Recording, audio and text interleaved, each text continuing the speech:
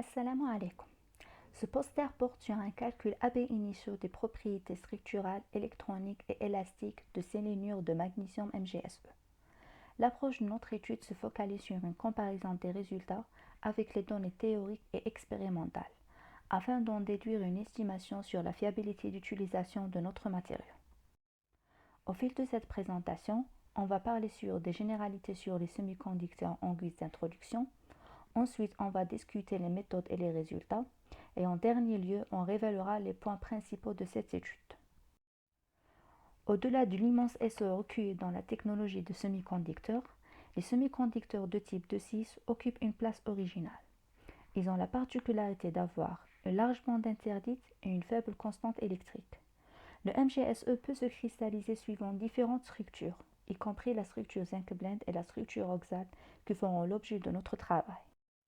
En utilisant le code vient de K et en servant de l'approximation du gradient généralisé GGA.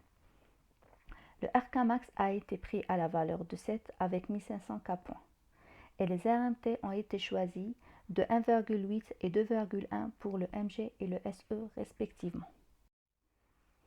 Pour mener le calcul, le premier point à réaliser concerne les paramètres d'équilibre, tels que le pas de réseau A, le module de compressibilité et sa dérivée. Les valeurs sont citées sur le premier tableau et comparées avec des données théoriques et expérimentales pour les deux structures zinc blende et roxalt.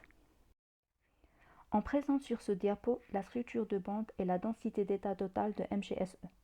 Et on remarque que la structure zinc blende possède un gap direct au point gamma-gamma, tandis que la structure roxalt a un gap indirect. Afin de vérifier la stabilité mécanique de notre composant suivant ces deux phases, on a déterminé les constantes élastiques qui satisfont les critères d'élasticité. Le tableau 2 regroupe les valeurs obtenues. Après une analyse des résultats, on conclut que la structure zinc blende est probablement la plus stable à zéro pression et qui possède un gap direct, contrairement à la structure roxalt. La largeur de la bande interdite est estimée à 2,47 pour la structure zinc blende et à 1,69 pour la structure roxalt, et elles sont convenables par rapport au résultat expérimental. Finalement, les constantes élastiques calculées satisfont les critères d'élasticité et confirment la stabilité mécanique de MgSe pour ces deux phases zinc blende et roxalt.